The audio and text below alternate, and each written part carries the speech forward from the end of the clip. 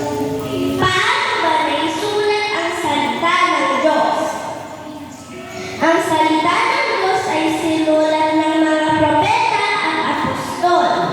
Sa pamamagitan ng pagsulat ng mga aral at mensahe tungkol sa Diyos, sinulat nila ito upang ipalam sa atin ang pagmamahal, mga pangako, at mga aral na dapat natin sundin upang maging mabuting tao. Mapagkakatiwalaan ba natin ang salita ng Diyos? Opo, mapagkakatiwalaan natin ang salita ng Diyos.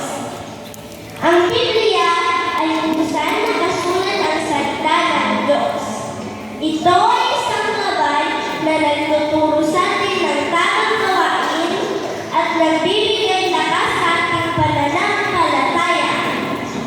Kaya kapag sinusundan natin ang salita ng Diyos, patungo tayo na sa tamang direksyon na gusto ng Diyos para sa atin. Ano ang layunin ng salita ng Diyos? Ang layunin ng salita ng Diyos ay magbigay gabay at turo sa atin kung paano mamuhay ng tama at malapit sa Diyos. Naglalapit ito ng mga aral at mga kwento ng pag-ibig sa Diyos. Gusto ng Diyos para sa atin na masayang buhay, puno ng pagmamahal, pag-asa, at kapayapaan. Ang pinakalayunin ng Biblia ay ihayag at ipakilala kung sino si Jesus. Sino ba si Jesus? Sino dito ang nakakakilala kay Jesus?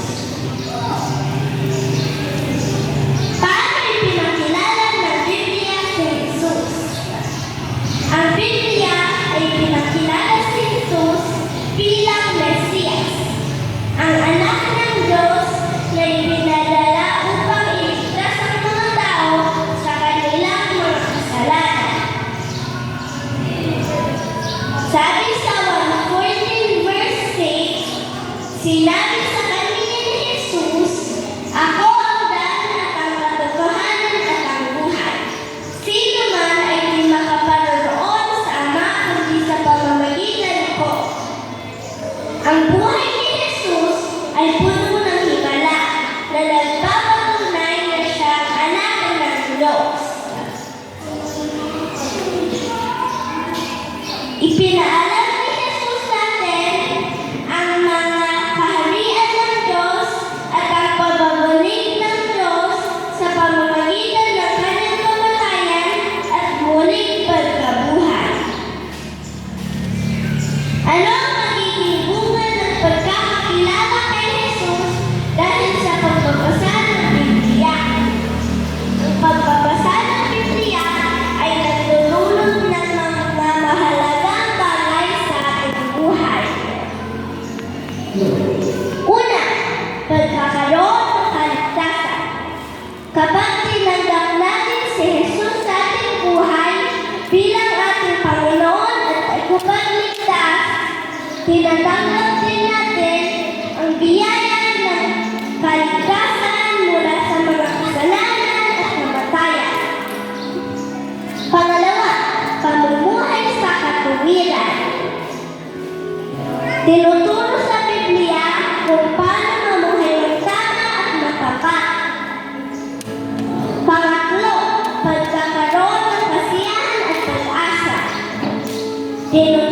Matututunan natin na ang Diyos ay nagbibigay ng kasiyahan at pag-asa sa kabila ng ating mga problema sa buhay. Pang-apat, pagkakaroon ng kasaganaan.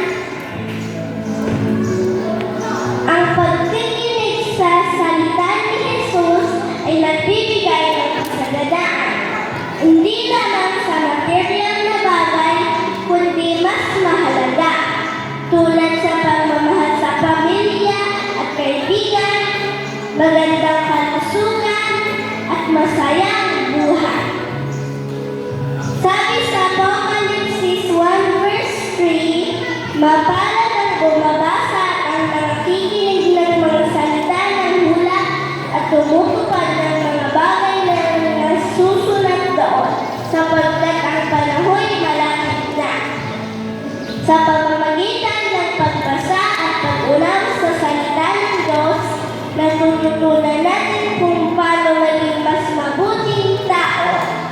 Marami